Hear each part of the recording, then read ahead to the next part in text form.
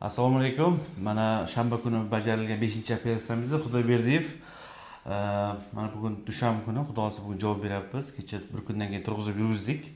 Bugun Xudo xolisa qayta MRT tekshiruvlarini o'tkazdik. Turg'izib yurgizib uyga javob beryapmiz. Qanday o'zingiz Xudoyberdiyev? Yaxshi. Yaxshimi? Oyoqdagi og'riqlar qanday? Yo'qoldi, yo'q. Ketdi. Endi belda kam-kam bildirib turadi. Bu narsalar ketadi sekinlik bilan. Xudo xolisa. Avvalgi og'riqlardan qanday? Necha foiz? Yo'q, og'riqlar yo'q undan. Yo'q. Avval qancha davolandingiz bu grija bilan? 4 joylarga borib davolandim. Har xil tabib, sanatoriya, har xil joylarga yo'q.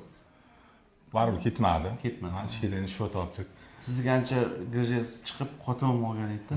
O'sha uchun ancha yillik bo'lsa kerak. Ancha yil demay davolangansiz-da. Shunday bo'lgan.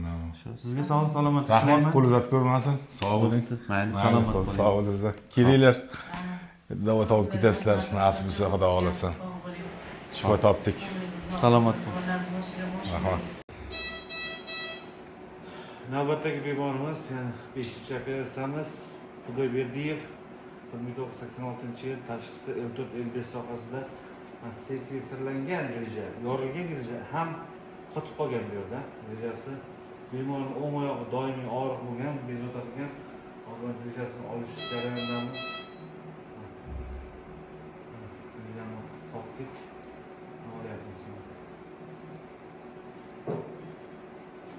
Mana shu narsalar o'ziga bemorga yetadi. Og'riq dastlashni.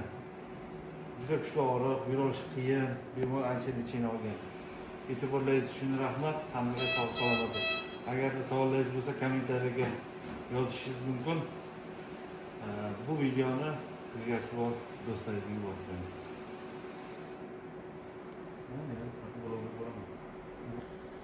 Mana operatsiyamizni ham yakunladik. Ya'ni L4-L5 sohasida grijani to'liq tozalab tashladik. Qarasangiz, grija to'liq olib tashlandi. Yo'q. Ishlarni ham tozalab oldik. Ishlarni ham kalkulyatsiya qilib qo'ydik.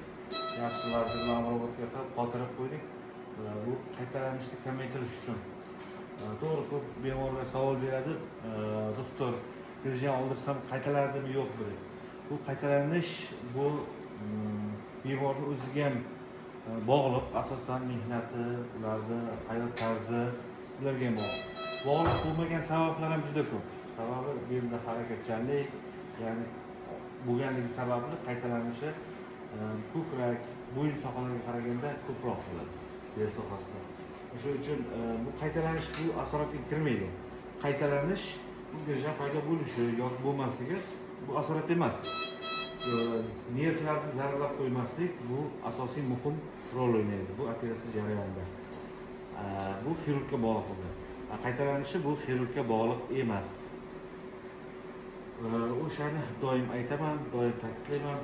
Ko'pgina bemorlar mana shu darajadan qiynalishga urishadi, sababi ular qo'rqadi. Oldirsang ham qaytalanadi. Bu oldirgandan keyin og'riqlar to'xtaydi, taqadan. Bu radikal operatsiya, ya'ni endoskopik, mana kesmasdan qarasangiz qonamaydi, hech qanday qon yo'q.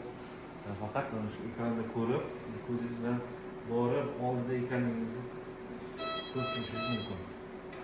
Agarda sizlarni qiziqtirgan savollaringiz bo'lsa, kommentariyaga murojaat qilishingiz mumkin yoki mana shu pastda yozilgan nomerlarga Telegram orqali murojaat qilishingiz mumkin. Savollaringiz bo'lsa, sizlarga javob beraman.